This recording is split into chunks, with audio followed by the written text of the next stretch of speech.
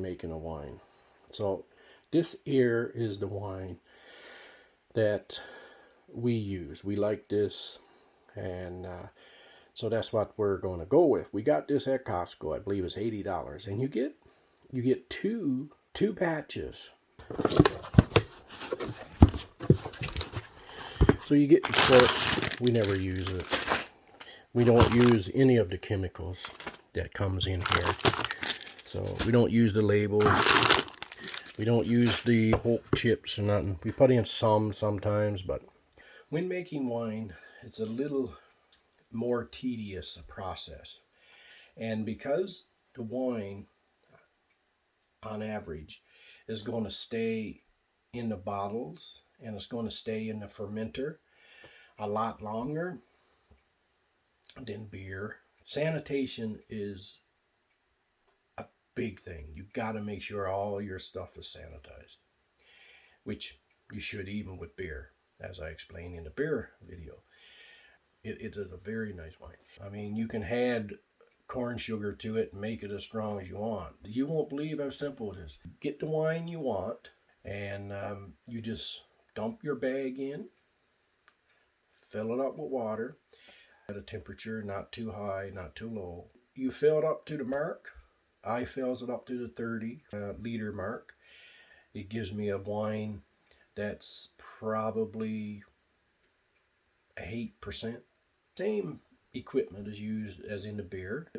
A hydrometer for wine is a definite must. It's unbelievable how easy it is, but it's going to be all for naught, all for nothing if you don't sanitize properly. When the fermenting process is starting to come to its end, you're going to transfer over to a glass, well, you can have a plastic carboy. You need to have a airlock, dirt cheap.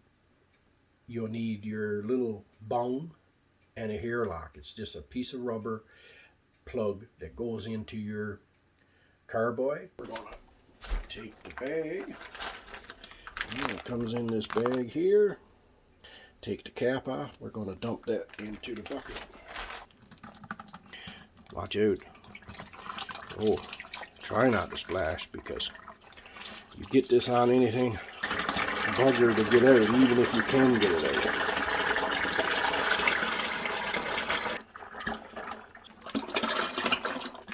It's the thick stuff on the bottom, right, from the grapes. Put hot water in this, rinse it out, and you're good.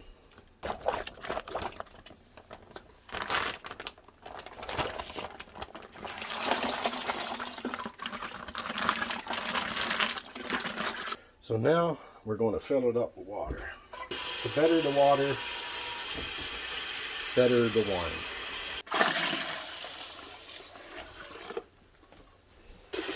Oh, the smell. Now I'm just going to take an hydrometer and measure it.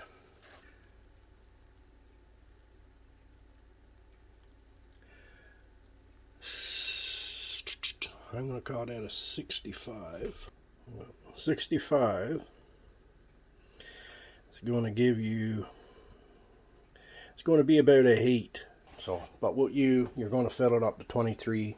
You're probably going to end up with a 12% wine. Anyway, folks, that's it for this stage. One more stage for this stage. Sprinkle your yeast in. Okay, don't have to stir it, but I gives it a little stir. And then you cover it and let it breathe a little bit, but cover it and put it in a not too warm of a spot. About keep it around 20 degrees, 21 degrees. And we'll be back to the next stage in a few weeks. So what you're doing now is you're just going to take your hose and siphon everything out into the bottles, fill it up to about, not like that, but fill it up to about half an inch from the top, and you can put your caps on, And this wine actually has been there for about 3 months, just sitting in the fermenter, and it's fine. So we're just bottling this up, and that's it. So make sure you enjoy it, but don't enjoy it too much.